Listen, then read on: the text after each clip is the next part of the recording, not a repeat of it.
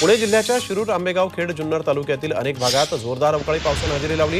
या अवकाळी पावसामुळे काढणीला आलेला कांदा तसंच फळबागांना मोठा फटका बसणार आहे। मात्र उकाड्याने हैराण झालेल्या नागरिकांना वातावरणामध्ये गारवा निर्माण झाल्यामुळे काहीसा दिलासा मिळाला आहे। भंडारा जिल्ह्यात हवामान विभागाने 3 दिवस येलो अलर्ट जारी केला आहे। सकाळपासूनच ढगांच्या गडगडाटासह पावसाने हजेरी लावली। या पावसाचा फटका रब्बी पिकांनाही बसणार आहे। शेतकऱ्यांनी कापून ठेवलेलं धान पावसामुळे भिजून गेलं आहे।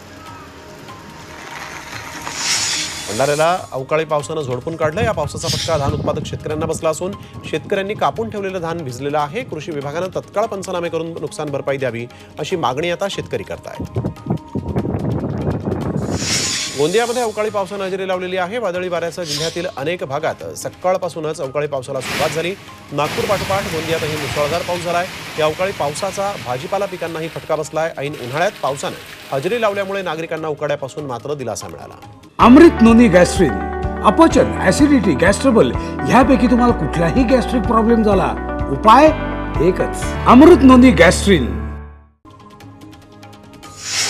हिंगोली आणि कळमनुरी तालुक्यामध्ये विजेच्या कडकडाटासह पाऊस सुरू झाल्यामुळे शेतकऱ्यांची चिंता वाढली आहे।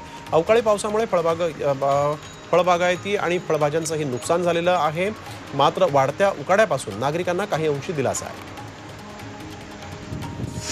बुलढाणा जिल्ह्यातील मेहकर तालुक्यात अवकाळी पावसाने हजेरी लावली। पावसामुळे मेहकर कृषी उत्पन्न बाजार समितीमध्ये शेतकऱ्यांचं धान भिजून गेलं। यावेळेस धान्य झाकून ठेवत असताना शेतकऱ्यांची तारांबळ उडाली। नाशिक जिल्ह्यावर मोठं पाणी संकट निर्माण झालंय। अर्ध्या महाराष्ट्राला पाणी पुरवठा करणाऱ्या गंगापूर धरणानं तळ गाठलेला आहे, तर 23 पैकी 18 धरणांमध्ये जवळपास पाणीसाठा नसल्यागत जमा आहे।